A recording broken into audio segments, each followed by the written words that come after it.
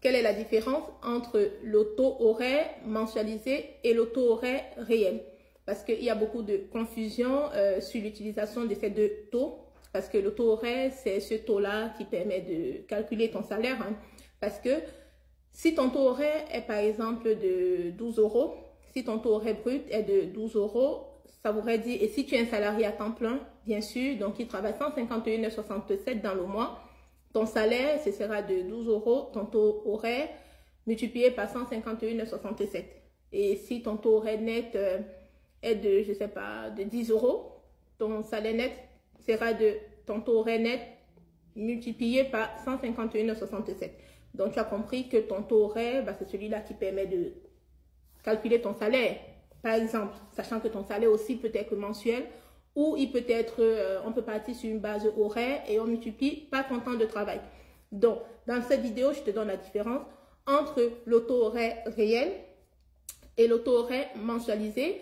Le taux horaire mensualisé, c'est ce taux qui permet de valoriser le calcul de tes heures supplémentaires ou de tes heures complémentaires si tu es un salarié à temps partiel ou même de tes heures normales.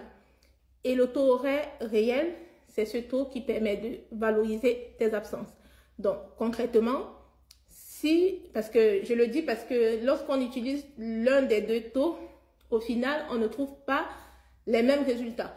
C'est pourquoi le taux horaire mensualisé, donc qui va sur la base de ton temps de travail mensualisé, qui est de 151,67, c'est ce taux-là qui va permettre de valoriser tes heures supplémentaires. Et là, on va faire un petit exemple, hein, mais un petit exemple oral, parce que vous êtes nombreux, à me demander de faire des écrits, etc. Bon, avant, je faisais des calculs avec des écrits. Bon, là, j'ai plus beaucoup de temps, donc je vous explique comme ça, sachant que mes explications sont assez claires.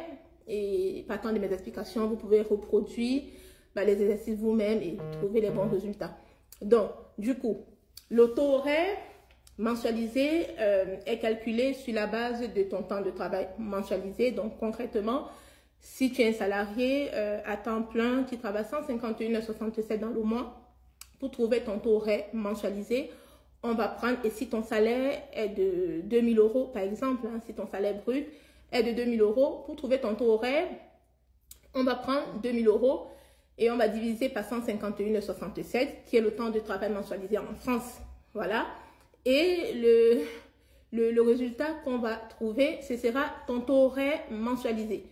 Maintenant, comme je l'ai dit, le taux horaire mensualisé permet de calculer la valorisation des heures supplémentaires et des heures complémentaires ou même des heures normales, parce que lorsque vous faites des heures en plus, hein, ça peut être des heures supplémentaires ou ça peut être des heures normales ou qu'on doit vous payer sans que ce ne soit valorisé ou majoré. Voilà. Donc, si ce sont des heures normales, on va prendre votre salaire, on divise par 151,67, on trouve le taux horaire et on multiplie par les heures que vous avez fait en plus. Si ce sont des heures supplémentaires, on prend le taux horaire mensualisé, donc on prend votre salaire brut, on divise par 151,67 et on majore de 25% si ce sont les heures supplémentaires, majoré de 25% et on majore de 50% si ce sont les heures supplémentaires majorées de 50%. Donc, on prend le taux horaire, on suppose si c'est de 12 euros, on fait 12 euros fois 125% ou fois 150%. Et si ce sont des heures complémentaires, on majore de 10% et on prend le taux horaire fois 110%.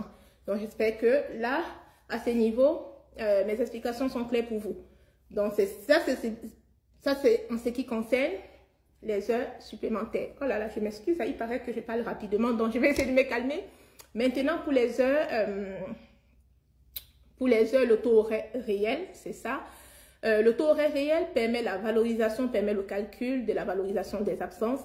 Donc, ça voudrait dire que lorsque vous êtes absent dans le mois, selon la jurisprudence française, le calcul ne doit pas se faire sur le taux horaire mensualisé, parce que sinon, dans certains cas, ça peut avantager le salarié, mais parfois ça peut pénaliser le salarié parce que vous savez bien qu'on n'a pas le même nombre de jours dans le mois, de jours ouvrés dans le mois, parce que le taux horaire réel se calcule sur le nombre de jours ouvrés réels du mois. C'est pourquoi le taux horaire réel va varier d'un mois à l'autre, parce que si vous êtes absent, parce que comme je l'ai dit, le taux horaire réel va permettre de calculer la valorisation des absences, que ce soit l'absence de maladie non payée, l'absence injustifiée, le congé sans solde ou même l'absence entrée-sortie. Donc, lorsque vous entrez des effectifs en cours de mois, il y a une partie du mois où vous n'êtes pas payé. C'est considéré comme une absence entrée-sortie.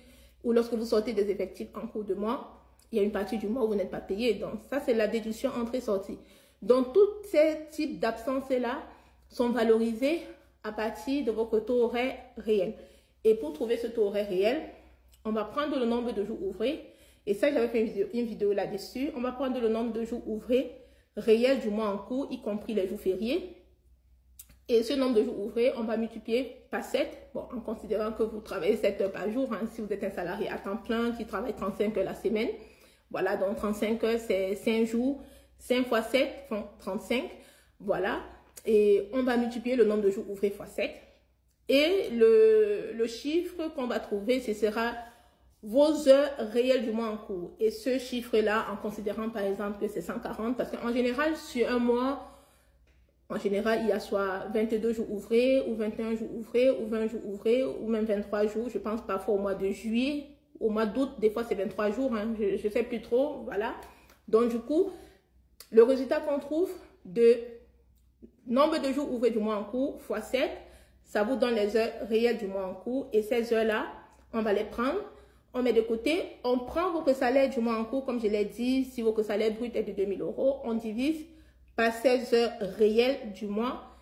Et le résultat qu'on va trouver, ce sera votre taux horaire réel. Et c'est ce taux horaire qu'on va utiliser pour multiplier par votre nombre d'heures d'absence, si c'est l'absence maladie, absence maladie non payée bien sûr, l'absence injustifiée, etc. Sachant que dans la plupart des conventions que j'ai connues, l'absence des congés payés se divise par une moyenne de, ça se compte, le calcul se fait en jours. Hein. En général, l'absence des congés payés, on va prendre le salaire et on va diviser par 21,67 si vous êtes sur une base en jours ouvrés. Mais là, c'est un autre calcul que je ne vais pas vous expliquer ici. Sinon, ça va vous embrouiller. Donc, retenez que la différence entre le taux horaire réel et le taux horaire mensualisé, c'est que le taux horaire mensualisé permet la valorisation des heures supplémentaires pour un salarié à temps plein ou des heures complémentaires pour un salarié à temps partiel ou même des heures normales, tout simplement. Et le taux horaire réel permet la valorisation des absences. Toutes les absences non payées, injustifiées, congé sans solde hein, qui n'est pas payé, absence maladie non payée, déduction entrée-sortie, c'est ce taux horaire-là qui a utilisé. Et si vous faites le calcul, vous verrez que vous ne trouvez pas, si vous prenez vos salaires bruts, hein, vous divisez par le 151,67 qui sont les heures mensualisées ou par les heures réelles, vous verrez que vous ne trouverez pas les mêmes chiffres parce que la jurisprudence française demande de calculer, de valoriser les absences sur la base du réel pour éviter de pénaliser les salariés. Donc, j'espère que ma vidéo est claire pour vous, que mes explications là sont claires pour vous. N'hésitez pas à vous abonner, à liker la vidéo, à la partager et je vous dis à très bientôt sur Joyce RH. Ciao!